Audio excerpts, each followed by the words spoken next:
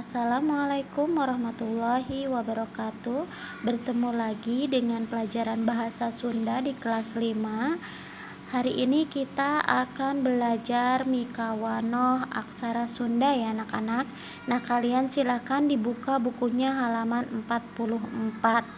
Kita akan belajar mengenai aksara Sunda atau huruf Sunda ya. Nah, aksara Sunda ini yang pertama yang akan kita bahas yaitu aksara suara. Aksara suara itu yaitu aksara vokal. Di Indonesia tentunya juga ada ya huruf vokal, di Sunda juga ada. Cuman beda. Kalau di bahasa Indonesia itu huruf vokal ada berapa? Ada 5 ya. Dan di bahasa Sunda itu lebih banyak. Huruf vokalnya ada 7. Nah, salah satu di antaranya yaitu yang ada di sini 1, 2, 3, 4, 5, 6, 7. Jadi ada 7 huruf vokal di bahasa Sunda. Diingat-ingat, di bahasa Sunda ada berapa vokal? 7 huruf vokal ya. Jadi ada 7 siki. 7 siki itu ada 7 biji ya. Ada 7 buah. Nah, itu huruf vokal. Kalian perhatikan masing-masing hurufnya. Nah, huruf A, E. Nah, ini namanya taleng. Ada tanda curug di sini di atas ya. Nah, ini dibacanya E. I, O, U, E, dan E. Nah, ini seperti orang yang bersendawa gitu ya. Nah, ini cara pengucapannya tentu berbeda. Nah, yang sering tertukar adalah cara pengucapan taleng dengan pepet. Nah, ini berbeda. Yang ini misalnya kita bilang pare ya. Kalau pare tulisannya itu kan P-A-R-E. Dikasih taleng begini atau curug begini, nanti dibacanya pare, bukan pare. Kemudian kalau ini misalnya Mary, bukan Mary ya, tapi meri, meri ya, meri bukan Mary. Nah, seperti itu. Kalau itu misalnya epan. Nah, dibacanya epan, bukan epan, bukan seperti itu. Nah, itu biasanya 3 huruf ini yang suka tertukar. Nah, kalian perhatikan A bentuknya itu seperti ini. E bentuknya seperti ini, agak mirip A ya, dan seterusnya. Kalian perhatikan bentuk hurufnya. Nah, ini namanya aksara vokal. Kemudian ada aksara ngalagena. Naon ari aksara ngalagena teh? Aksara ngalagena teh mangrupa aksara konsonan anu ditungtungan ku sora A. Jadi aksara konsonan yang diakhiri oleh suara A ya. Jadi konsonannya itu diikuti suara A, ucapannya menjadi K. Ya, nanti kalian perhatikan di sini ada K, Ga, Nga, Ca, Ja. Kemudian apa lagi? Nya. Ya, Ta dan seterusnya sampai H. Kalau zaman dulu terkenalnya dengan Hanacaraka.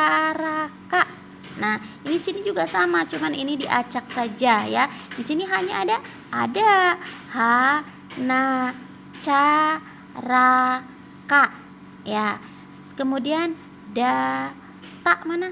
Ta. Sa ada sa. Wa mana? Wala. Nah, itu ada da sa wala. Wanya enggak ada ya? Ada di sini. Nah, itu kalau zaman dulu seperti itu ya. Ini hanya diacak saja sih, pada dasarnya sama. Nah, ini kalau misalnya yang namanya Hana, cara menuliskan aksara Sundanya seperti apa? Mudah, kalau yang namanya Hana tinggal tulis aja. Bentuknya H kan seperti ini. Kemudian Na seperti ini. Kemudian Jaya. Jaya bisa cari di sini. Ya. Kemudian ya-nya mana? Ya-nya ini. Jadi Jaya. Nah, itu cara penulisan huruf bahasa Sunda ya, Hana Caraka.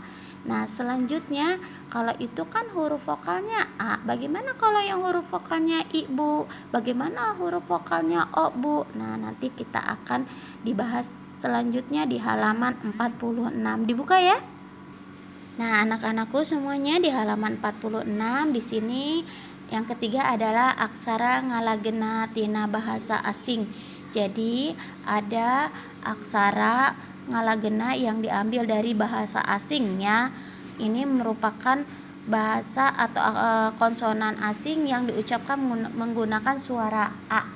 Nah, di sini ada huruf apa aja? Fa, bentuknya seperti ini. Fa seperti ini. Ini apa? Ka seperti ini. Ka seperti ini. Kemudian za seperti ini. Nanti kalian diamati ya satu persatu dan diingat-ingat bentuk hurufnya. Oke. Nah, sekarang keempat yaitu angka.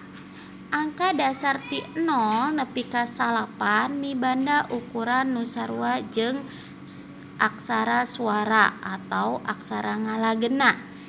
Nah, kalian perhatikan, jadi angka dasar dari 0 sampai 9 memiliki ukuran yang sama dengan aksara suara atau aksara ngalagena. Misalnya menulis angka 1 bentuknya seperti ini, menulis angka 2 seperti ini, angka 3 dan seterusnya ya. Nah, 0 seperti ini. Jadi kalau kalian mau menulis kalau 19 bagaimana, Bu? Berarti tulis bentuknya seperti ini dan 9-nya seperti ini. Kalau 10 satunya ini dan 0-nya ini. Seperti itu ya. Paham ya? Nah, yang perlu kalian pahami yang tadi Ibu bahas di halaman sebelumnya itu bagaimana kalau misalnya konsonannya itu suara akhirnya I atau U atau E. Nah, itu seperti apa, Bu? Nah, nanti akan dibantu rarangken ya. Rarangken itu penanda bunyi atau penanda suara. Nah, rarangken atau penanda suara gunanya untuk merubah suara aksara ngalagena menjadi suara lain atau membuang suara A. Di sini ada macam-macam rarangken. Yang pertama yang akan kita bahas yaitu pamaeh. Pamaeh gunana pikeun ngaleungitkeun suara A dina aksara ngalagena. Jadi, pamaeh itu gunanya untuk menghilangkan suara A pada aksara ngalagena. Jadi pada aksara konsonan. Seperti yang di halaman itu kan K itu seperti ini ya, seperti 77. Nah, jika kalian ingin membuang huruf A-nya, kalian tinggal beri tanda pamaeh. Nah, pamaeh itu seperti ini anak-anak. Nih, di ujung ini seperti angka 3 ya. Nah, ini yang namanya tanda pamaeh. Jadi kalau kalian sudah menuliskan 77 lalu diberi tanda pamaeh, sudah otomatis cara pengucapannya K itu K tanpa huruf vokal A. Paham? Jadi ini akan otomatis hilang A-nya. Paham ya? Iya, baik. Kalau paham kita lanjut ke yang B ya. Yang B yaitu panglayar. Panglayar yaitu gunanya pikeun nambahan sora R dina aksara ngalagena. Jadi panglayar gunanya untuk menambah suara R pada aksara ngalagena. Kita contoh K lagi ya. Nah, K misalnya di sini K bentuknya kan 77 tetap ya. Ingin menambahkan suara R. Nih, suara R memakai panglayar ya, memakai panglayar. Panglayar itu bentuknya seperti ini ya, di atas. Kalian lihat? Iya. Nah, ini panglayar. Jadi nanti K akan otomatis berubah menjadi kar. Misalnya kalian ingin menulis kata kardus. Nah, berarti kalau kardus, kalian tinggal tulis karnya seperti ini. Tinggal kalian cari dusnya seperti apa. Nanti selanjutnya akan Ibu bahas di pertemuan yang akan datang. Terima kasih ya anak-anakku yang sudah menyimak. Ibu akhiri pelajaran hari ini sampai di sini. Nanti selanjutnya kita bahas halaman 48. Terima kasih yang sudah menyimak. Hari ini tidak ada tugas. Ibu akhiri. Assalamualaikum warahmatullahi wabarakatuh.